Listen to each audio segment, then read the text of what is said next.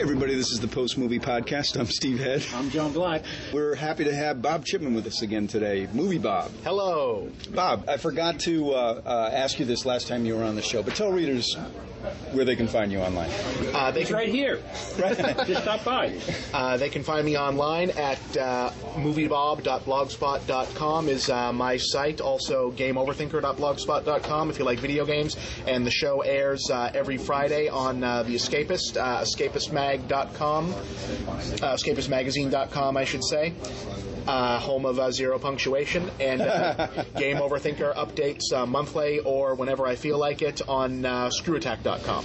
Man, I got to thinking that I'd always been putting like tags in at the end of the show, and I've been told that's like what you shouldn't do. Right. So like I'm always like signing out with that stuff, and but anyway, yeah. No one makes it through the end of the show, right? That's the thing is nobody gets like 1 hour in, and then it's like so. But then it's like I got to do like you can find all of our episodes at post-movie.net. We're on iTunes, and if you subscribe, that's cool. And if you leave a review, that's even cooler. And you can contact us at contact@post-movie.net, and it just takes the wind out of everything. We've done it. Surprise ending. It's a plug. So now, yes, now I got to buoy everything back up to the idea that we're actually here to talk about movies. Yes, not to market ourselves, which kind of just happened. Right. I'm here to market myself. Yeah. No, you're here to talk about movies. That too. I'm available for birthday parties. How's that for marketing? I will come and tell your little kids a review of birthday parties. I talk about Andy movies. Gets killed. I talk about movies for my job, though, so that's it counts. Yes, it counts. Yes, but you know, we're just a tax write-off to you, aren't we? In the spirit of 100% truth, but it's like, yeah, you do. In order to be successful as a film critic or talking films and making, getting paid talking about movies, writing about movies, you got to be able to market yourself. So yeah, I'm here to market myself too. Click the Google ad links on moviebob.blogspot.com. Right. Okay, so what are we marketing? I'm sorry. What are we talking about this movie week? Doesn't need marketing from us. This movie is marketing. This week's episode, we are all about Pirates of the Caribbean on Stranger Tides with Johnny Depp. And we're also going to talk about the almighty Thor. Not the Thor, but the almighty Thor from the Asylum, which I watched last night. Which, John, you have a dour look on your face. I'm trying to... No. Is it Thor or no, everything right? How can you look dour when it's the Asylum putting out almighty Thor? Yes. Like you said, bring crackers because there's plenty of cheese. Yeah. I like that almighty Thor appears to be wearing a bath mat on his back in the cover of this DVD. Wait until we get into it. It's hilarious. If it even got anywhere close to what Marvel's Thor would look like, I'm sure the Asylum would be in trouble. Yeah. I suppose. I mean, knowing how litigious almighty Marvel Thor is. costs less than like Anthony Hopkins' clothing budget, the dry cleaning costs for this show.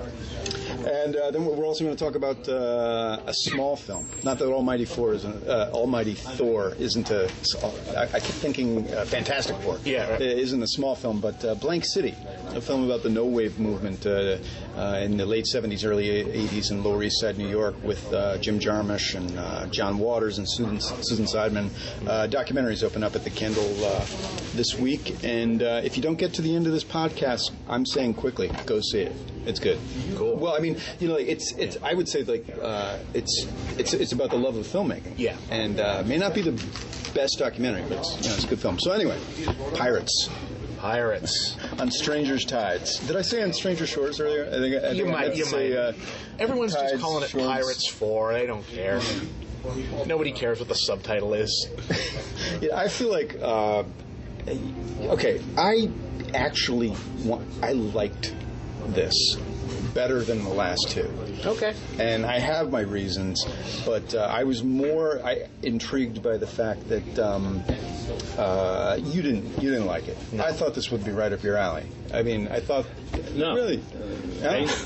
No, he has taste. Well, it's, all right. It's right up my alley, but it's the thing, the double-edged sword to that is that if it sucks, I'm going to be that much more critical of it. It's just a weak retread of the first movie. I didn't mind the second two. I thought they were a lot of fun. They were a little long.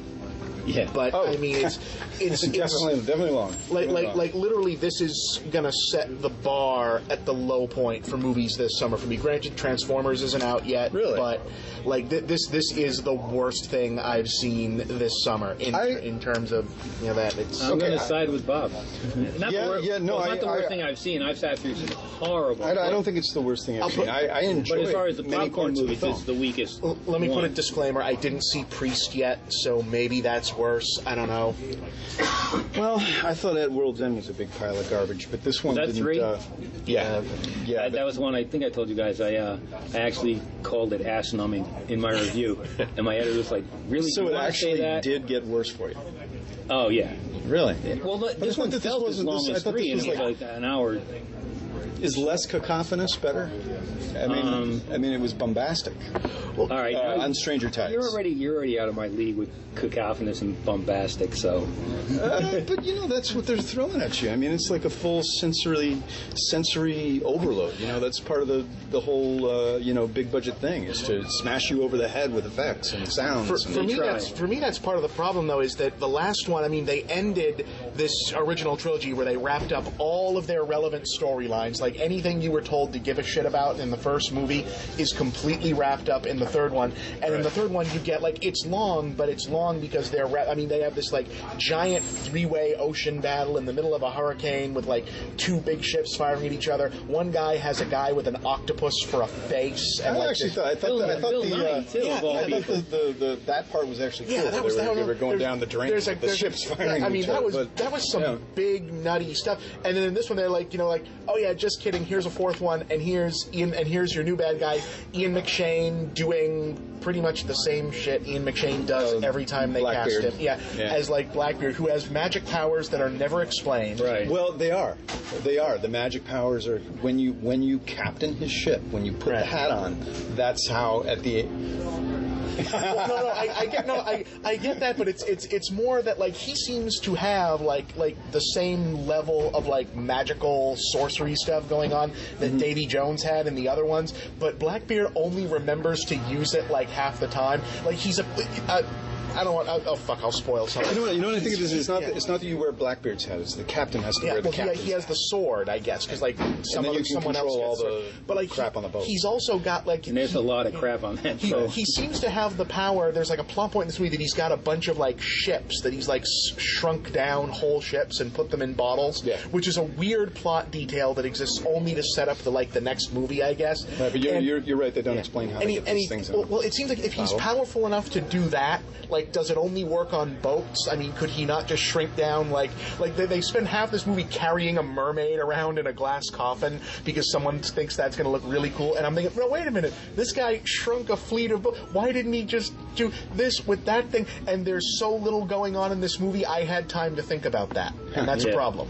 Steve, since you're here on the positive side, why don't you kind of briefly tell the plot? Briefly, they've jettisoned the whole Keira Knightley, Orlando Bloom subplot, which really wasn't a subplot; it was a major. That was plot. That was the main story of the series. Love story thing, and just basically focused on Johnny Depp's Captain Sparrow, and the fact that he had a prior coupling with Penelope Cruz, who plays Angelica, who, as it turns out, I guess it's revealed early on that she is, I guess, Bluebeard's daughter. Blackbeard. Yeah. Bluebeard was the horror flick we saw last year or something like that. Right, that you love so much.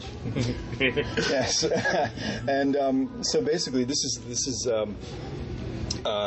Johnny Depp using his pirateering as an excuse to avoid intimacy. Yeah. So he for whatever reason he wants to. I don't even know where to go with this fucking. They're going after the Fountain of Youth. They're going after the Fountain of Youth, but I was trying to come up with the reason why he was going after the Fountain of Youth, and there's all these frigging rules. They ask him to, Yeah. It's all premised on because at the end of the last one they got a map from Chow Yun-fat as Sao Feng, who is a real the second real person who's in these series that was supposedly told them about the Fountain of Youth. But then in this movie they get rid of that right away and they pretend the other 3 movies basically didn't happen. Right. Like there's these guys with magic powers and everyone is really surprised. But in a way, there was I think the screenwriters were thinking that we're getting rid of all the dead weight, and it's simple. It's just the king is saying to Depp, go and get the Fountain of Youth. That's your mission.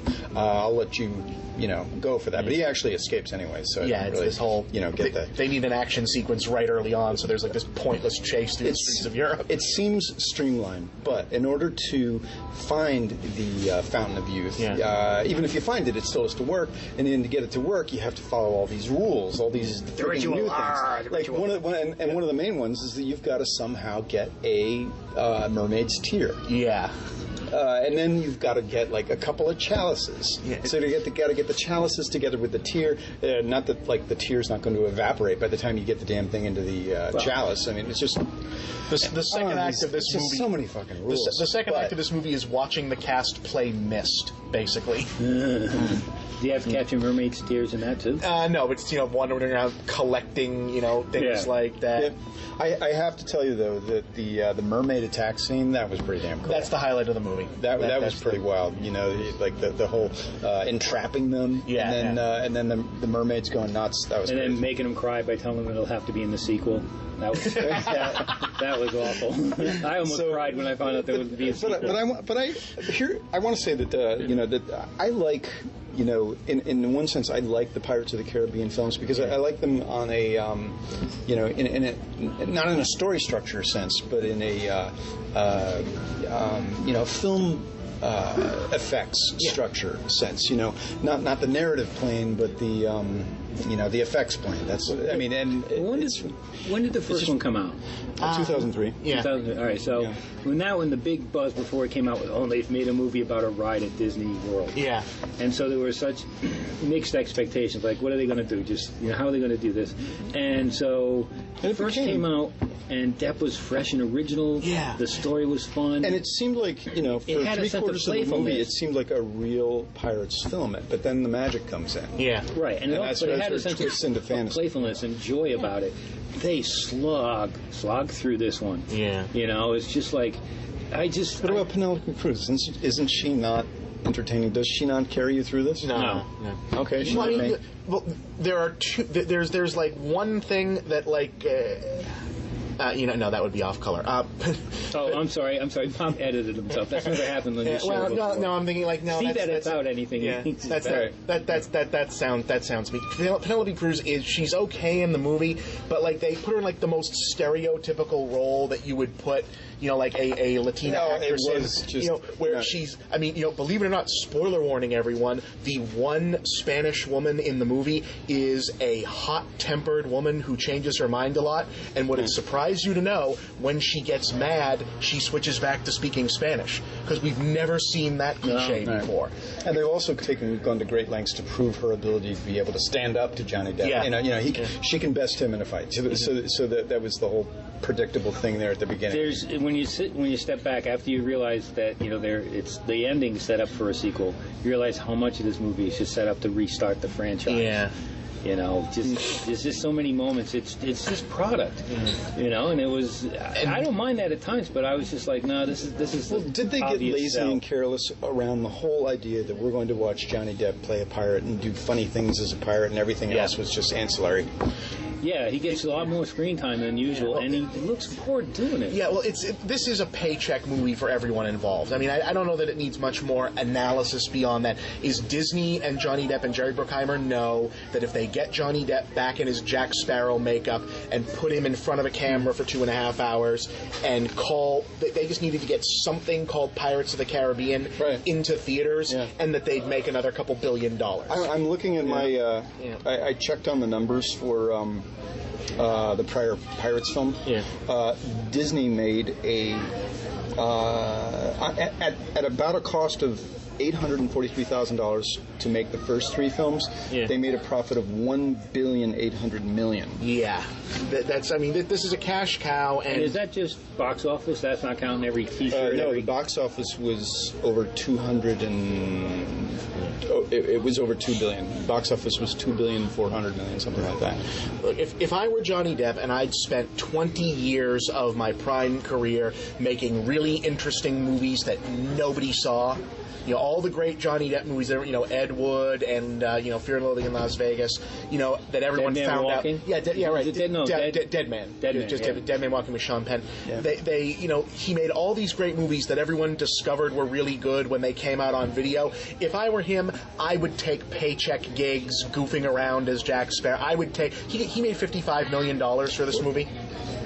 That's on the island. Yeah, he enjoys it. I mean, he's, you know, I would get paid $55 million to go to Hawaii and dick around in front of a camera and, you know, do this, but I don't have to enjoy watching it. You know, I understand why he's doing it. I hope he's going to do Dark Shadows next, I guess. He's going to make the Dark Shadows movie for Tim Burton. He's going to be the new Barnabas Collins. There's like 8 Dark Shadows fans in the listening audience going, yeah! And we're not talking about the revamped version. We're talking about the original black and white soap opera.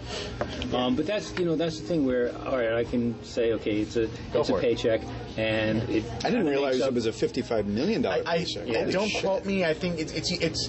I think he made more than because I think he's getting back end too. So he made a shitload of money. Basically. I thought, like, historically the all-time biggest paycheck was Jack Nicholson for Batman with all the back end he got, but here. Well, Arnold, like $55 million? Holy shit! Arnold beat that a while ago with $30 million. For a while, Arnold made 30 for something. Wow. But I think Kindergarten Cop. No, it might have been it might have been the third Terminator. It might have been the third Terminator because he made that right before he got into politics. Yeah, and now he's available for work, I hear. Yes, he is. a lot of time open for business. lot of time on Schwarzenegger's hands right now. You know, there's I don't even know what to say about the subplot in this movie. Is that which one of the right? Well, the one that actually involves the religious guy. Oh, the priest and the priest who doesn't seem to have a name. Sam Claflin. Philip is his name. His character is named Philip because I don't think they ever said his name in this movie. They either kept calling him priest or you or something, and like he and the mermaid take over the mid-third act of the movie like we're supposed to care. It's just one of these magic things where you meet and love just happens. Well, there's no experience required. It's just love. That's all it is. It's Les Mis. And by the way, what happened to him? Did you say Les Mis? No, I said it is. It could. Oh, okay. All right. But I thought it could have been. It is Les Mis with mermaids. What happened to him though? Because after the spoilers, whatever. At a certain point in this movie, he vanishes from the plot of the movie, and it's like, okay, did something just happen? And I don't think they ever tell us what happened. No, he doesn't only vanish from the plot. He vanishes literally. He vanishes from the movie. We watch him vanish. He seems to be dying, and then the mermaid dives underwater with him. It's like, okay, I guess they did something to save him. And then she pops up later on, and then it's like, wait, what happened to that guy that you just told us was important for some reason? We never find out what happened. And all we to this know guy. About mermaids up to this point is that they drag men down, have their way with them, and eat them. Yeah, which is the only cool thing in this movie, and it's a PG-13 rated Disney movie, so we're not even seeing that is another thing. You get through like major portions of this movie without any blood or without any skewering, and you think you get one skewering, or two. Yeah. Anyway. Yeah, it's but the mermaid scene that was good. And like I said, you don't see mermaid boob, which is kind of disappointing. But that's anyway, true. Even when she's naked, they've got her like she's always choreographed and artfully. Yeah. Well, this was actually a scandal while they were casting this because Jerry Bruckheimer told his guys to put in the casting call for the mermaids that they couldn't have any actresses with implants because they were really afraid that people might see something while they were shooting this. I mean, so we missed out on that. Yes, I was really afraid. Well, the scenes where basically there's this huge mermaid attack, and this one mermaid is trapped and discovered by Philip, the priest guy. And so he kind of takes her under his wing, as it were. Yeah. And I don't know how they do it, but they like construct this mermaid water coffin or something like that. And after a while, the water, somebody trips. She can't breathe. Right? It's a fucking mermaid. Go in the water. And are they amphibious? Is the idea? Apparently, upon any mermaid being upon land for a certain part of time, they magically we learn that in Splash when they dry off. Yeah, when legs. When they dry off, they get legs, which apparently she doesn't know how to use, even though this is something she was born able to do. Because it's kind of because they can do the Fifth Element thing, where like the all-powerful girl is also helpless and needs a guy to carry her around. Plus the fact that who's the actress who plays the mermaid? I don't recall her name. Is she 12 years old? Yeah. There's something really creepy about her. You know, Astrid Berger-Frisbee. Okay, she's not 12. Yeah, I recognize that name from like Victoria's Secret or something. They make her look like she's, you know, they're in her teens. They are petrified of losing that PG-13. But then they have the priest kind of like sneak off for some underwater booty. Yeah, what is it's very bizarre. Yeah. And their whole relationship just takes place at them like looking at each other's faces. Yeah, it's and then he gives her a name. Anything else. He gives her a name, just out of Yeah. and this thing. She's not a thing. She's a. He has this thing. It's like she has a name, and then they cut to her, look at her like, wait, no, we actually don't. I'm a fish. No, but so then he says Cyrena. Yeah, well, and she's like, okay, yeah, that's cool. I like that. Yeah, all right. Well, that'll look good on my charm bracelet. You know, it feels like they what it feel. I can't. You know, I wasn't in the screenwriting process of this movie, thank God.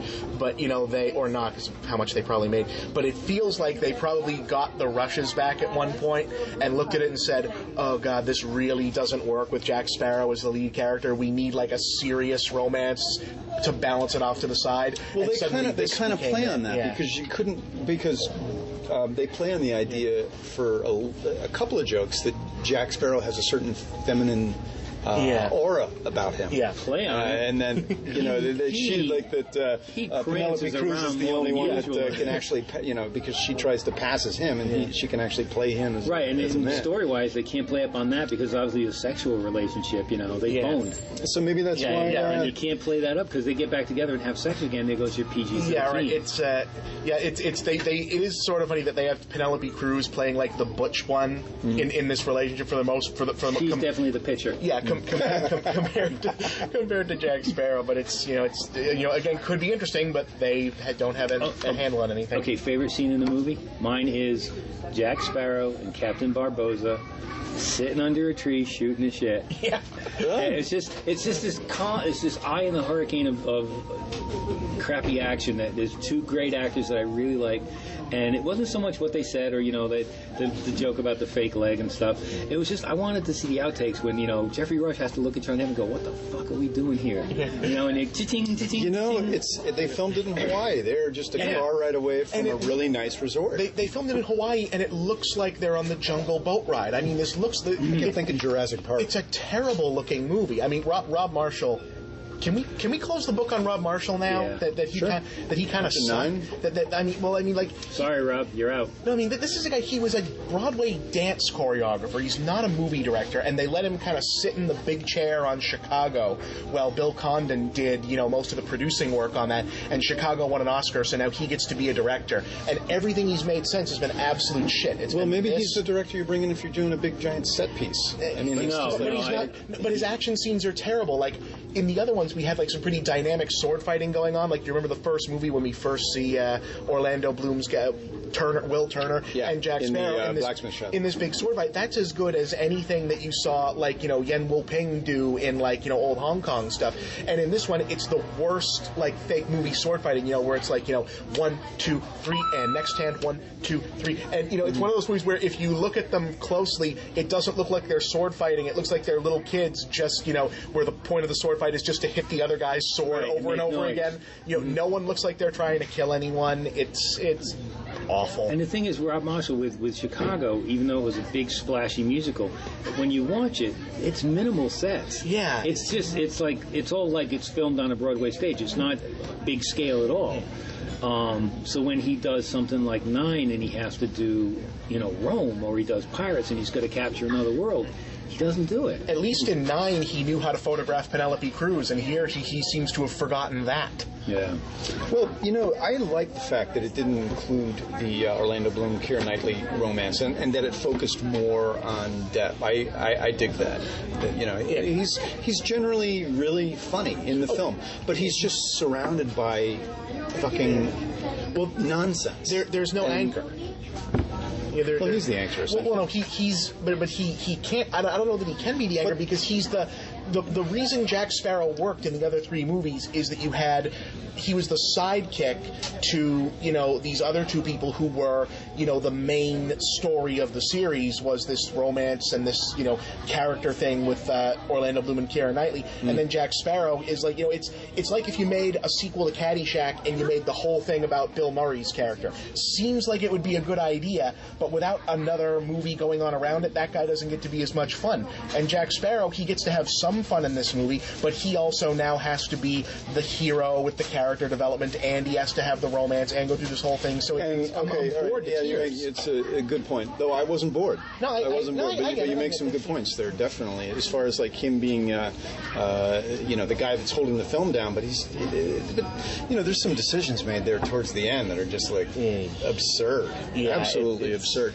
One of the main problems I had with this film was just the foolishness of all these fucking rules just to get to the Fountain of Youth and then use the damn thing. All the fucking little, you got to do this and this, you got to do this, and then he ends up on a pirate ship lodged into a mountain with Jeffrey Rush, wherein they are it's on the precipice, so they they soon figure out that all the treasure on the inside is equally balanced. So whatever, it's like a give and take and give and take. It's just, why does a fountain that they seem to be setting up as like this, Lovecraftian prehistoric thing that's sitting out in the middle of nowhere, why does the ritual to use that involve ascending through a pool where the gravity is reversed? And also, why, like, they talk about this thing like you need to get, why does this ancient thing require the use of 2 special cups from a Spanish explorer, who has only been dead for like 200 years when the movie opens? And how? How do you save a fucking tear from a mermaid in a little tube? It's just like the minute it touches the tube, it's going to evaporate. It's just, and then you can walk around with it all day and then drip that tear out into the cup. Well, but Blackbeard has that sword though, so he has magic powers when he needs them. It's and really, is it that hard to make a mermaid cry? Is it? She gets, I don't know. I'm asking you. I'm sure you brought many a tear to many mermaids. Well, John, they make the point in the movie that mermaids are very stalwart and unemotional, and they can't be broken.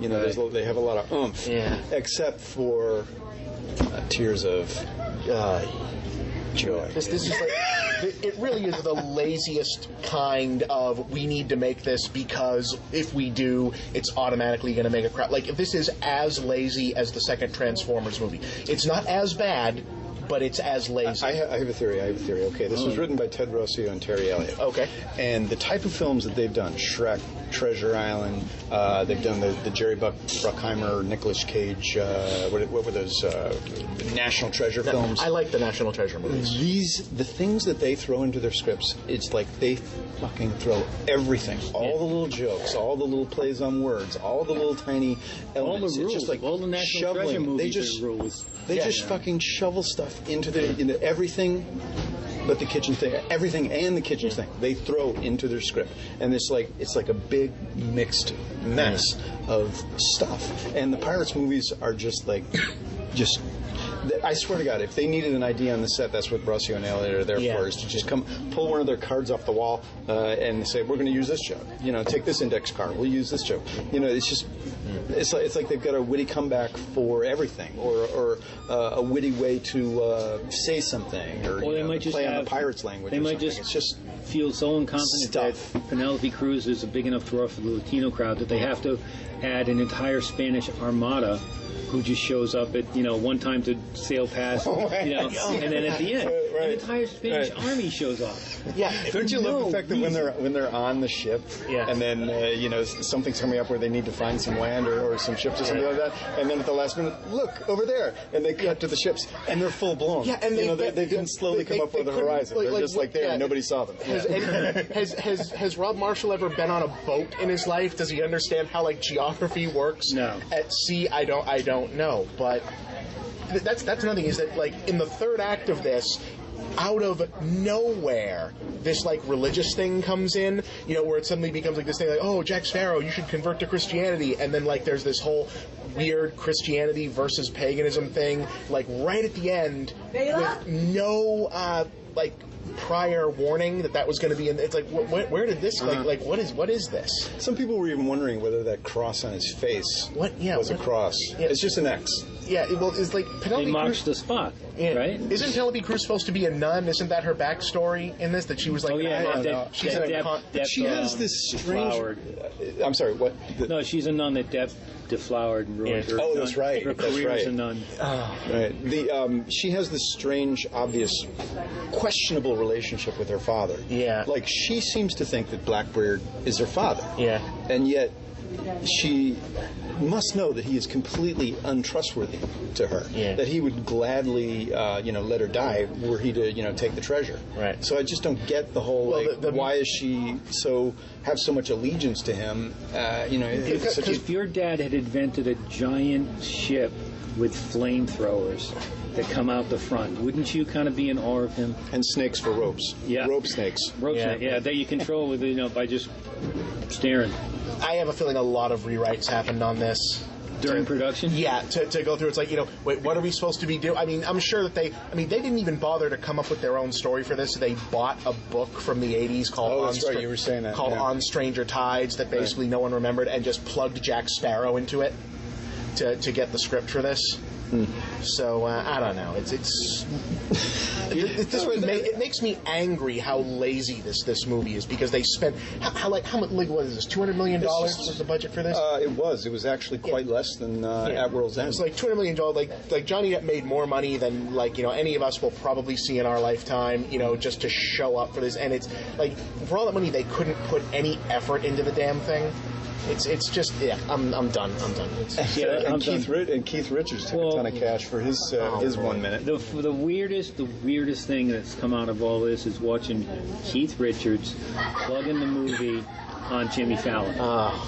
I didn't think I'd live long enough to see Keith Richards plug in a movie. He was also plugging his book that just came out in paperback. Right. Well, his plug had to have lasted longer than his scene. They showed pretty much the entire scene as part of the interview. Here's a clip, Keith. It was just too bizarre. I don't think Keith Richards thought Keith Richards would live long enough to see this, so... No. I'm gonna have to YouTube it. Yeah. No, yeah. It's worth it, because he's actually very charming and funny on the show. Yeah. Although Jimmy Fallon looks like he's frantically masturbating with joy underneath the seat that he got Keith Richards on his show. We're done with this. Yeah. So YouTube that. Look at Jimmy Fallon's face. Yeah. Notice one hand's missing. Yeah. All right. Yeah, we're done with this. Yeah. Thor. We got Thor. That Almighty Thor? Yeah, Almighty Thor. Which the Not Asylum. all Marvel coming down and suing us. No. We got the Almighty Thor from the Asylum, the good people at the Asylum, and Sarah and I watched it last night, and we were freaking entertained. This is it's like a semblance of what the Marvel version is, but it's all it's as you're saying, it's in the public domain, so it takes place on Asgard. Right. He's banished from he's Almighty Thor? He's Almighty Thor. It doesn't take place in Asgard. It takes place in some back alleys in California. It eventually takes place Do they in ever some get- It's amazing. some back alleys in It's California. amazing how Asgard looks absolutely nothing like Southern California. And when you film it through a Windex bottle, everything looks I weird. should have said it begins on Asgard. Does And it then, really? It kind of we're looks like low-key someone's repulsive. backyard. It's the It doesn't. There's Okay. no. How? All right. Thor. Whatever the The Asylum... computer graphics I thought were chintzy beyond belief, but still I'm like, hey, this is Asgard. The Asylum shoots in the same, Southern California castle, I'm doing air quotes, castle and medieval sets that you see in, higher-end porn. They do. And I'm convinced too that they have a file on their computers. They have a file of flame effects, and they use the same flame effects no matter what they're blowing up. I have a feeling I do, too. But these are not complaints to me. I've come to love what the Asylum does. Mockbusters are terrific. You know, it's just and this one, you know, I had some. It wasn't as entertaining as some of the past, but come on, Richard Grieco Richard Grieco as Loki was so much better than the Loki in the Marvel movie. I would agree with you on that. Yeah, he was a kick. The moment I said to Sarah, okay, well, so we've got Almighty Thor, and it stars Richard Grieco. Now you got me saying Grieco. It's Grieco. Okay. Grieco. Well, and she was like, oh my God, I got to see this, because she had... the 90210? She won't mind me telling you the story. Oh, no, she had it was, a huge crush 21 on Jump Richard. Street, right? 21 Jump Street. And then If Looks Could Kill. yeah, If Looks Could Kill. And then he had the 21 Jump Street spin-off, Booker, which didn't last. Yeah. All right. John's looking at me like, what? Anyway. I didn't make it too much of this. So, yeah, Sarah had a huge crush on Richard Grieco, and she wanted to watch this just to see what he looks like today. And was she, because, you know, there's... She thought he looked pretty good. He wears Pretty no good. makeup in this movie. That's She how thought he looks. looked like That's how he dresses. some like evil vampire goth as Oh my Loki God, walking yeah. through L.A. That's what she And said. it's just it's both horrifying and thoroughly entertaining, his performance. But at least he's trying. The guy who plays Thor is pretty much, you know, awful. Who did they get for Thor? Is this Cody any? Deal. Yeah. And I didn't see Never heard of anything on IMDb. No, you won't find well, I mean, I think Cody Deal. you know what? I didn't look on IMDb. I just looked on Wikipedia. There wasn't anything. So, but Maybe this is someone else they borrowed from high-end porn. Probably. Because I swear I saw Evan Stone in an Asylum movie once, and it's weird to see him in something where he's not topless or bottomless or whatever. Well, it's kind of like this is, you know, Asylum does the mainstream movie, what do you call them? Mockbusters. Mockbusters. And porn has a long tradition of doing that, too. And those are what Evan Stone... So when you see, I've mentioned it before, The Hills Have Thighs, or Lord of the G-Strings, or any of the late-night Cinemax things. Backsides to the Future. He's the X-rated Batman, too. Is he? Evan Stone. He's the X-rated Batman in the Justice League porno movie. See, so this is kind of like an introduction. Asylum's an introduction for what's to come for young boys. Could be wrong. I could be wrong, but I think the Asylum's productions office are located in the In the valley? general. Yeah, They've got to be in the valley. Yes. Yeah. Bob, you can help me with this. The Fortress of Valhalla, Yep. which Loki attempts to destroy, is that in Asgard? Is that In Marvel, it might be. In Norse mythology, Asgard is where the gods live, and Valhalla is where Viking warriors go if they die a good death. If you die sword in hand on the battlefield, you get to go to Valhalla, where you just party all that. They just have bottomless mead, and if you die, you get right back up again, so they can fight forever. And there's whores on tap, basically. So it's like the best. So I'm sure they didn't look that much into it, but that's why they're two different places. So Odin Valhalla has at the beginning was talking about bottomless Valhalla. mead. But And Asgard has bottomless chaps. Get it? Asgard? All right, I was sitting trying to think of a better joke, but it's all I got. It is funny that in the Marvel Thor movie, Colm Fiore, playing the Frost Giant, pronounces Asgard as Asgard. Like when they show up, he calls them Asgardians. That sounds like a euphemism for something. So it kind of does the same thing as the Thor movies. That they have. It's not like a bridge, but they have these like time tunnels. Yeah. These doors that Loki opens up, and Thor, Odin, upon his death, or just prior to his death. This is Kevin Nash, as Played by Kevin Nash. Yeah. Wrestling superstar. Super Shredder. Diesel to you wrestling fans. Speaking of which, we just learned going into this, Macho Man Randy Savage died today. So Yeah, it was just sad. I'm going to go get a Slim Jim. car accident earlier this morning. Oh, it's a shame. Yeah. He was always fun. Yep. Yeah. That is, I Raise a Slim Jim today, people. So Odin, just prior to being killed by Loki, heaves the hammer into the heavens, and it goes somewhere. Only beknownst to Thor, who is told its location, who Odin says, tells him where it is prior to that. So Loki's trying to find the hammer. It ends up on Earth. It's, so Thor goes to Earth with the help of Jarnsaksa. And I hope I'm pronouncing her name correctly, but she's played by Patricia Vasquez. Velasquez. Sorry. I'm not getting all these vowels right. And she, to me, is the highlight of the film. She's actually really good. She's kick-ass. She's kick-ass. I think some listeners may remember her from The Mummy and The Mummy Returns, where she faced off with Rachel Weisz. And I can't Oh, she was on Arrested Development. She was this Colombian soap star She's the babe from the Mummy movies? Yeah. What happened to her? I think it's just low production value. Well, she's done some TV shows. She was on Arrested Development. She dated Job briefly in season 1. Anyway, and I believe in real life was the former Mrs. Sandra Bernhard. Really? What? I seem to remember that was that was when The Mummy came out. That was kind of a story.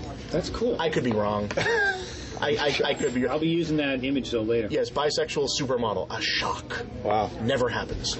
She's good in this thing. Yeah. She basically navigates Thor's way through the back streets of LA. Not modern day LA. Very cheap places to film parts of LA. Oh my God, it's just hilarious. You can see him. It's kind of like, you remember the Flintstones when Fred would run through the house and he'd be running and he'd pass a table and chair and he'd pass the same table and chair because they didn't do backgrounds. He just kind of like, this is how long Fred's running. And each this is real back alley, but like this garbage is the same cans thing. kind of stuff. You can see the same back alley is being shot in different ways to, but again, that's what makes the silent movies fun for me. Yeah. I'm not going to weigh them on any side the same scale as I would, And balance this with Richard Grieco's Dogs of Hell.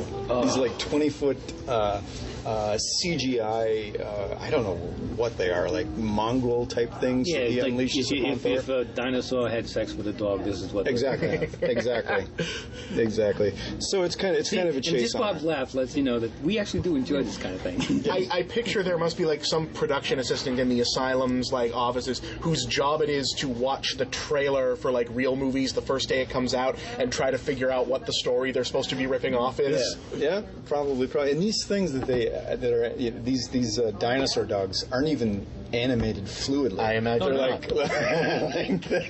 the jerky moments and everything. It's like well with the background. It's like storyboard animation. Yeah, it's put in there kind with of early South Park. You can almost see them the hands wiggling the dinosaur as it moves along. And there's some fight sequences with Patricia Velasquez and Thor. You can tell in the editing they're able to edit around the mistakes. Because they cut to slow mo or some jerky frame work or like minimal slow motion or something like that.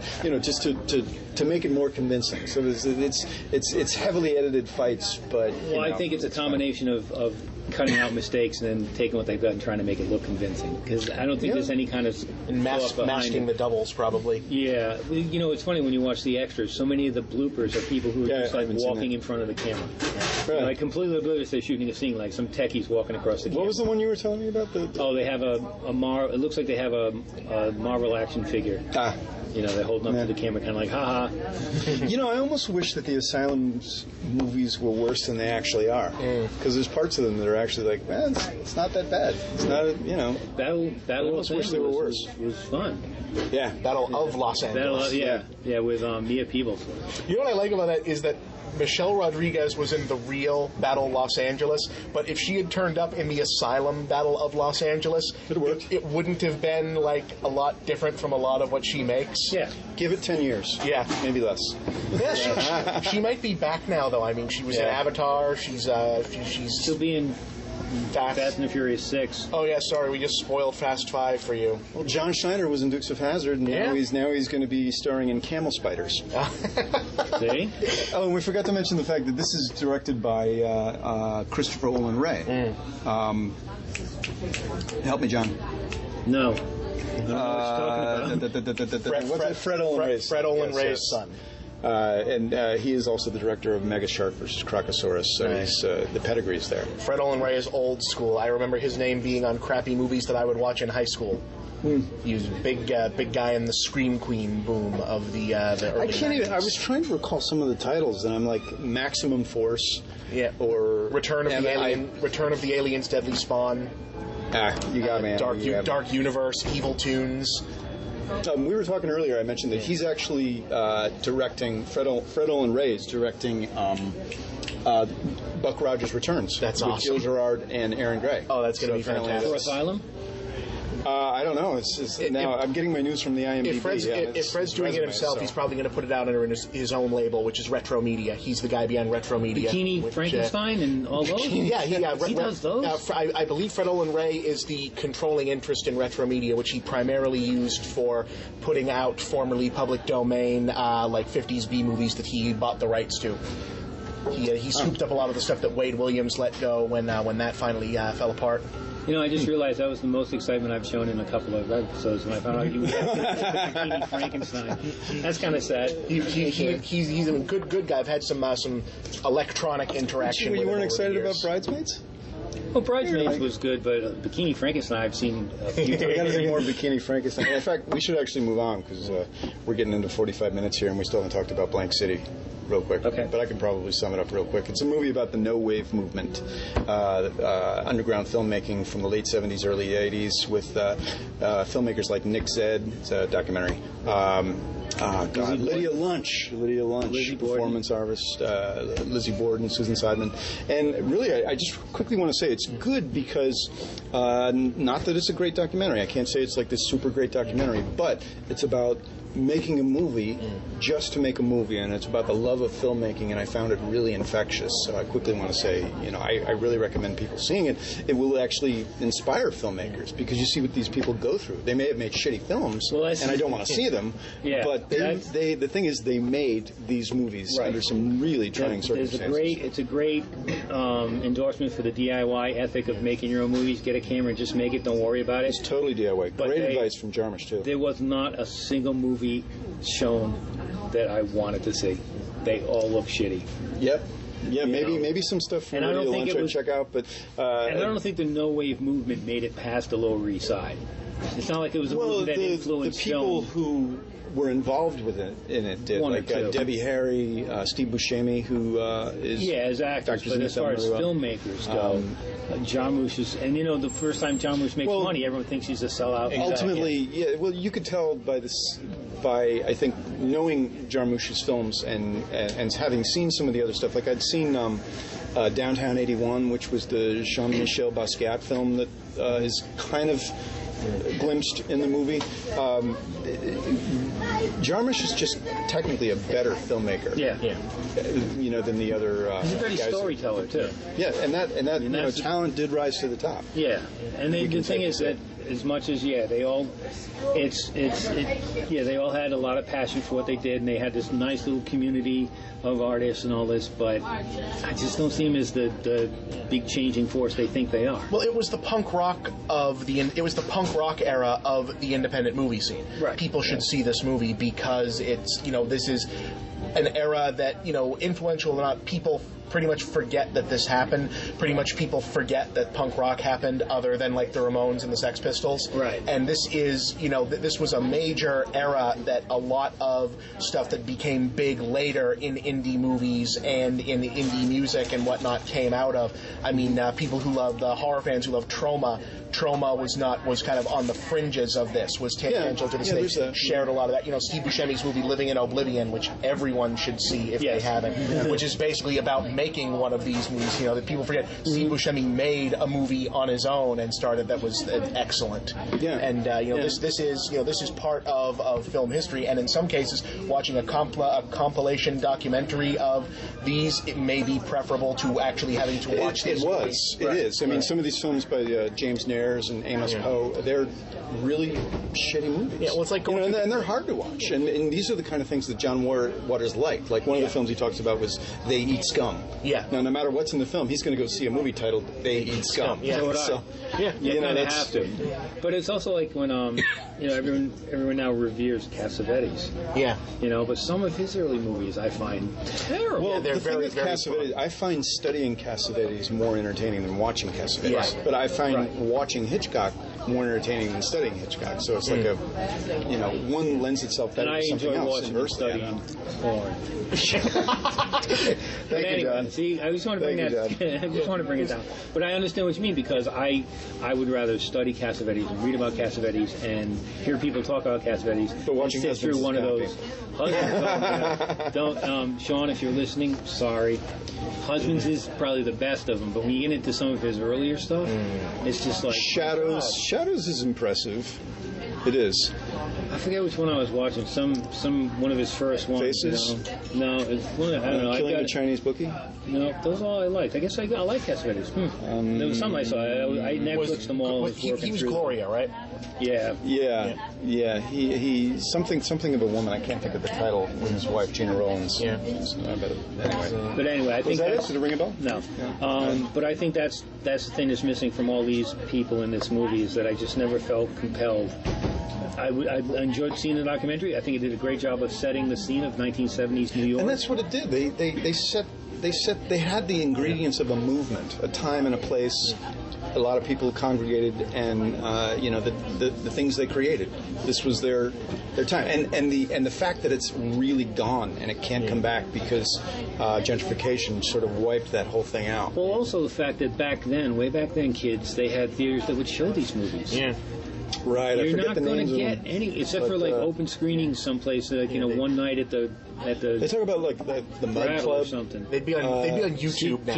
It's not the same. PBTV or Max's Kansas City. But even there were legitimate theaters that would once a month show these things. They'd be listed in the paper. They needed some product. Right. And that was during the period when studios couldn't be in the theater business, so theaters had sometimes a dearth of stuff to show. There was that old period in between the late 60s and deregulation under Reagan in the 80s when studios were no longer allowed to do business directly with theaters, and that's why you had a grindhouse and why you had like the punk theaters, quote unquote. Yeah. And then when they deregulated them, that got obliterated because now studios could cut these deals to fill up all the screens in every theater. You know what's interesting though is that when certain people in the movement started to become successful, all the things that happened, like one of the guys, I can't remember his name, John somebody, just said some. Lurie. He said he's pissed at Basquiat to this day for abandoning the principles of what was done. It's like you can be successful in a movement, but not so successful that you hurt other people. But there was a point where I think some people were so successful that they were actually demeaning the other people. Yeah. But some people are hard to like Nick Zedd. I mean, that's pretty. His Cinema of Transgression manifesto is question everything, everything sucks, and it's like, you gotta live. Yeah. Oh boy. Anyway. It's like every other movement that like punk rock, like the early modern art guys. It's one of those where the movement and the community is ultimately more important than the work they're doing. Right. That they all had fun setting up this subculture to go and make movies in was ultimately and it was an way every more night important. thing. Yeah, it was so commando and fun, and they're going through the worst of times and the best of times. Yeah. And they look back on it like, man, I wish I could do it again. But the pain, they were also going through a lot of pain and a lot of drugs. Oh yeah. Coke is a hell of a drug. Would you recommend it, John? Oh yeah. Just again, like you said, I don't think it's a great movie, and it didn't. But it's fun to just see. I love watching any '70s movies that are in New York, or even in Boston. It has that. When they show you that what life was like back then. To me, that's fascinating. Just the fact that. But I think these people do have a great. They're a little deluded in their sense of their own grandeur. But that's fine. Yeah. That's what artists do. Yeah. It's true. That's true. So why not? Let's move it on to picks of the week. Okay. John, do you have anything? I've got. I got 80. Really? No, it's been a long time. I'm ready to go. All right, I got one. Bob, I don't know if you've seen this. Red, White, and Blue. Which one? Wait, no. Is this like the Red, White, and Blue trilogy, or is this? No. This is, it stars Noah Taylor and Amanda Fuller, directed by Simon Rumley, and I'm not sure how much of this I want to give away, because it was an IFC film. I had no idea what it was about, and it's a young girl in Texas, in Austin, I believe, and she is a serial sex fiend. She just has sex with men. One time, maniac. Yeah, because she'll have sex with you once. She doesn't want to be your friend. She doesn't want to talk to you afterwards. She doesn't even want to know you, but she'll fuck you. What's your number? 617. No, that's my number. So she runs into this guy played by Noah Taylor, an Iraqi war veteran, and he doesn't want to sleep with her. He just wants to be her friend, and she has real trouble dealing with this. And so it's kind of interesting just to play by, what happens. But then, I want to give it away. Is that all right? Yeah. It's the post-movie podcast. Yep. So one of the guys she sleeps with turns out to be HIV positive. Right. And he also donated blood to his mom, who's dying of leukemia, so she's got HIV. And he goes out after her to tell her, hey, you're the only person I slept with, you might have HIV. She knows it. She was raped by her father when she was 4. And she has AIDS, and her mission in life is to fuck as many men as she can to give them AIDS. It's part of this weird revenge plot. So she's a killer. So that's not twisted enough, right? Yes. The guy that found out he was HIV positive, he and his 3 buddies kidnap her, and they're like, threatening her and all this. He snaps and kills her. They cut up the body, and for some reason each take a piece to hide.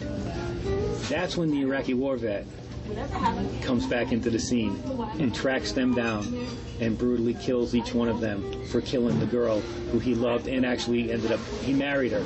Even though he never had sex with her, he married her. So he ends up tracking him down and killing him. This sounds awesome. And I've got to say, right up your alley. I have not. It's been a long, long time since I was watching the end of a movie and had to look away.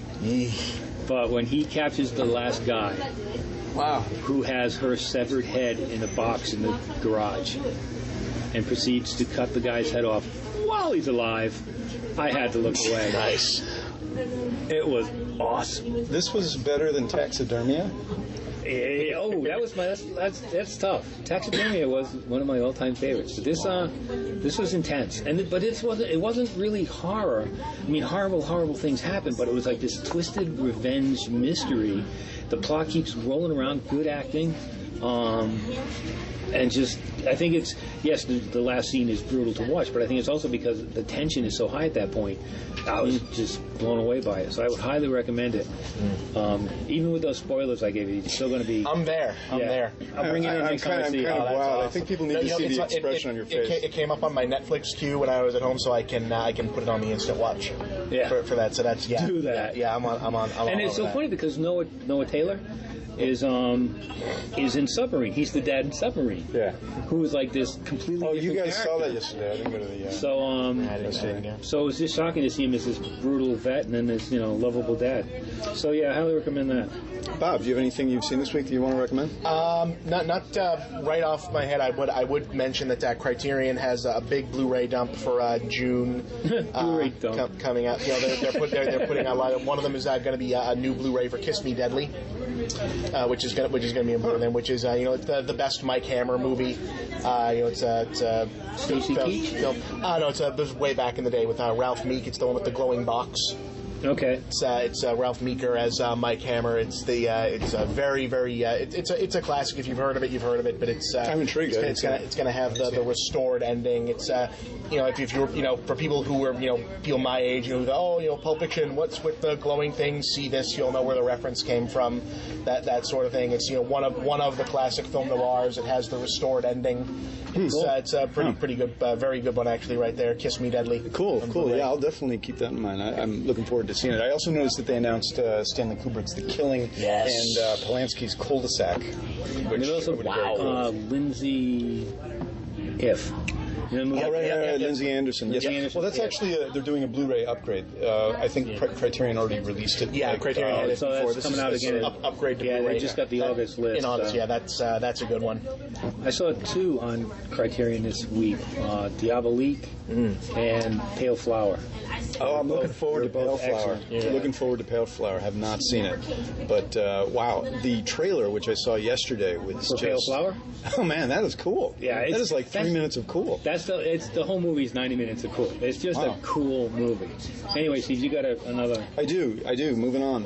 Paul Newman's The Hustler has been re-released by Fox in a Blu-ray book form, and watched it the other day on high def, big screen, and man, awesome, wasn't it? It was. It's an experience. I just like. It's a very different style of filmmaking than what we're used to today with all the like the Pirates of the Caribbean quick editing crap. I mean, this is really staid but dramatic, and so impressed was I with Jackie Gleason and George C. Scott, and the fact that you think that Minnesota Fats is the guy that runs the pool hall. Yeah. You think that Paul Newman, I forget the guy's name. Fastetti? Fastetti, yes, is going to come in and take over the place. But it's George C. Scott. Yeah. That is he's like the freaking Phantom Menace here. He's like Is that a Star Wars reference, Steve? he's Mr. Insidious. He's the guy that really runs the pool hall.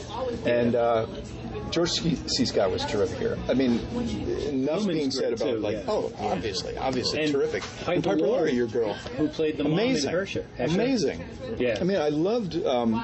You were talking about how you like the New York street scenes of the 70s, 80s. Oh, yeah. I was really digging the scenes, and they filmed this all on location at the Fox Studios in New York when they had a studio in New York, I guess, and in Brooklyn. And man, just like it kind of had like, God, who's that? Edward Hopper. It had that like that Nighthawks feeling, you know, when you're meeting someone at a coffee shop or in a train terminal at night, and you're just and you just kind of want to like. I kept thinking, man, I just want to take one of those donuts off the snack table. They look so good. Just the ambiance of it is fantastic, and I couldn't recommend it more. It's gritty too. These aren't likable people. No. None of them really are. And and it never really tries to make you like them. This is the way these people live, you know. And whether it's Paul Newman hustling or getting the shit out of him because he got caught hustling. Great scene. I was intrigued to see was that Jake LaMotta? Jake LaMotta played a bartender in the film, or something like that. A great scene where he tries to go to a seedier pool hall to try and get back on the circuit. Ends up getting taken out by these longshoremen pool hustlers. Not pool hustlers, but guys, just cronies that end up, beating him up. Just guys in a pool hall. Yeah. And it makes me want to like sit at a screening with a pool stick and like bang on the floor when I like something. Yeah. You know what was so cool about this is the first time he walks into the pool hall and they show, like sort of the setup. Of how the place works, the mechanics around the pool table, and sort of like the hierarchy, and the little things that Newman does when he gets himself ready, the way he puts together the cue, the way he rolls it on the felt, the way he touches the felt, it's just all these little things to make sure that the cue's not warped, the balls are right, that everything's kind of, where it's supposed to be, and it's a lot about the specifics of setting it up, and then tearing it down. And it's amazing to watch Paul Newman's or Fastetti's mechanics compared to Fats. Oh man, Fats has a ritual. When he folds his jacket and washes his hand and does everything so perfectly, and he's always cool. Mm-hmm. And you just can see Newman sweat, and Newman has highs and lows on every shot, and Fats is just, this steady, even, been there, done that, don't need to be excited. And you think you're going to unnerve him, but every time they up the price on a game, that's more to what Fats wants to do. Now it's like, now you're talking. Yeah. Now you're talking $3,000 a game. Now you're really talking. Yeah, I think there's like one scene where you see a little sweat on Fats. Fats. Mm-hmm. It's not Fats Domino. Minnesota Fats. Minnesota Fats. Temple. Like he's almost ready to crack, but he just works his way through it and it ends up, destroying Eddie. And then, not knowing much about Fools as I do, I was impressed by the gentleman's the honor system. Of like, you keep on winning, but you don't stop until the guy who's losing says they've had enough. Right. You let the other person give. Just the little things about the pool hall nuance of it, and then how George C. Scott factors in so insidiously into what these guys are doing. And there's little touches. Who directed it? Robert Rawson, there's little who touches. Infamously was one of the guys who named a lot of names in the House of American Institute. When there's little details like when they push the curtains up and it's dawn. Yeah. Just little details. And here, go down and get me some breakfast. Oh, right. And setting the clock. Yeah, little just details. To see how much time has passed. It's not even the time passes. The time grinds for these guys.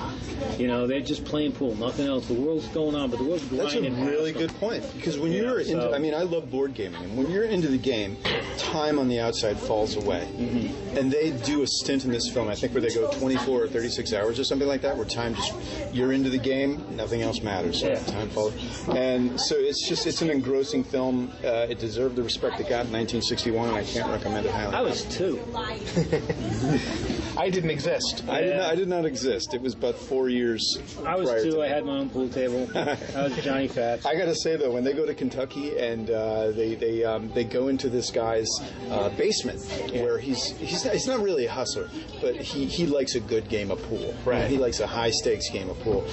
He has the coolest game room. Yeah. I was just like that on the widescreen, or maybe it's just me because I like board games and all that kind of stupid crap. So if you never Game thought room there could be a riveting movie about fucking pool, but and this is. Now, Steve, And Piper Laurie, terrific. Oh, yeah. Terrific. your assignment, should you decide to accept it, is to go get The Color of Money next and watch what Scorsese does.